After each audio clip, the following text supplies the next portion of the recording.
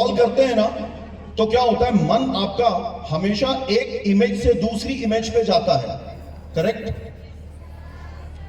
इसके साथ एक रील खुशी की हो सकती है, अगली रील दुख की हो सकती है, तीसरी रील सरप्राइज एलिमेंट लिए हुए हो सकती है, और चौथी रील एकदम न्यूट्रल हो सकती है। Isn't it?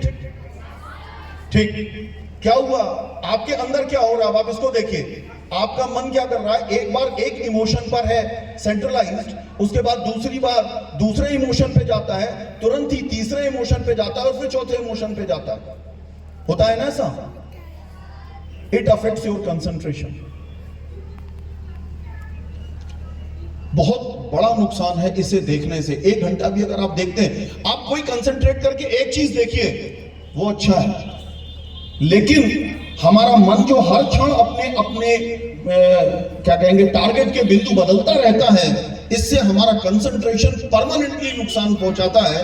और जब आप हायर स्टडीज में जाएंगे और सीरियस स्टडीज में जाएंगे, तो आपको यह महसूस होगा कि लैक ऑफ कंसंट्रेशन ने आपको कहीं का नहीं रखा।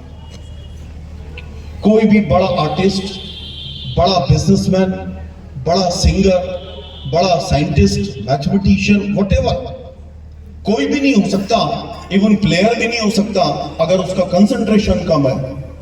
तो first thing which is important for you to learn from this assembly is that at least scrolling should be reduced if not eliminated at all.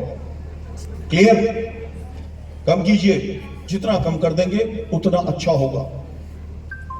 दूसरी बात इसी से रिलेटेड, क्या हो गया, स्कूल से गए, 1 घंटा कंप्यूटर चलाया, गेम्स खेले, फिर होमवर्क किया, फिर सो गए, फिर वही रूटीन। यही रूटीन है ना। कुछ लगे उसमें खेलने भी चले जाते हैं, ज्यादातर बच्चे अब खेलते मिलते नहीं है, ग्राउंड्स में तो खेलते ही नहीं दिखते। क्या हो रहा है? 2 समस्याएं हैं। पहली तो पढ़ने की प्रवृत्ति, बुक रीडिंग की हैबिट्स खत्म हो गई। हम लोग के जमाने में बच्चे पढ़ते थे और बहुत बहुत बुक्स पढ़ते थे, हम सबने पढ़ी। उस जमाने में कॉमिक्स आया करती थी, जैसे आजकल ये मोबाइल गेम्स और कंप्यूटर हुआ करते हैं, उस जमाने में कॉमिक्स हुआ करती थी। कॉमिक्स पढ़ने से डिस्ट्रैक्शन तो था, लेकिन एक अच्छी बात यह थी कि लैंग्वेज में सबकी पकड़ हो गई। बच्चों ने बहुत बचपन से उसको पढ़ा और लैंग्वेज में पकड़ हो गई। इंग्लिश नहीं भी आई, हिंदी तो आ गई। लेकिन अब क्या हो रहा है, आप पूरे टाइम आप अपने दिमाग से काम कर रहे हैं, अपना ब्रेन और टंग का कोई कोऑर्डिनेशन नहीं, आप बोल तो रहे नहीं, और ना ही उसको वो मतलब एक पैसिव इंटरेक्शन है। मेरे कहने का ये मतलब है, जब आप बुक पढ़ते हैं it is some kind of interactive interaction, लेकिन जब आप विजुअल्स देखते हैं और उसकी कमेंट्री सुनते रहते हैं तो it is kind of passive interaction. ये पैसिव इंटरेक्शन भी जो है ये अच्छा नहीं है। अगर आप किताब नहीं पढ़ेंगे तो लर्निंग बहुत कम होगी। तो किताबें पढ़िए और हर तरह की पढ़िए, कोई कुछ भी कहे। अब ये समझिए कि किताबें अच्छी हो खराब हो, जिन्हें लोग मना करते हो वो भी पढ़ डालिए, मैं किसी को रोकता नहीं। It is you who has to decide the future of your life. आप जब स्वयं पढ़ेंगे किताबों को ना थोड़े दिनों में, तब आपको समझ में आएगा कि कौन सी किताब अच्छी है, कौन सी खराब है, और उसमें क्या खराबी है। हम आपको लाख सिखाएं, आपके टीचर्स आपको लाख सिखाएं कि ये चीज खराब है, इसे कोई नहीं सीखता।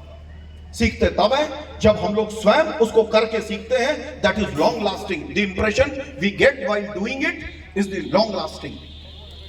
तो किताबें पढ़िए और किताब पढ़ के दूसरों की गलतियों से और अपनी गलती आपको एनालिसिस करने में, डिसीजंस लेने में ये पढ़ी हुई किताबें हमेशा मदद करेंगी। होता क्या है कि जब हम कोई किताब पढ़ते हैं उसमें से कोई इंप्रेशन अपने दिमाग पे पड़ता है। मैं उदाहरण देके समझाऊंगा कि कभी बहुत पहले कुछ किताबें पढ़ी और मेरे फादर मुझसे कहते थे कि मीन्स और एंड दोनों अच्छे होने चाहिए। एंड अच्छा होना तो सबको अच्छा लगता है, एंड माने वो जो हम अचीव करना चाहते हैं, जो हम प्राप्त करना चाहते हैं। तो जब हमें कोई समझाता था कि मीन्स और एंड दोनों अच्छे होने चाहिए, तो समझ में नहीं आती बात। ये पता नहीं क्या कहते हैं, shortcut is good better than long run.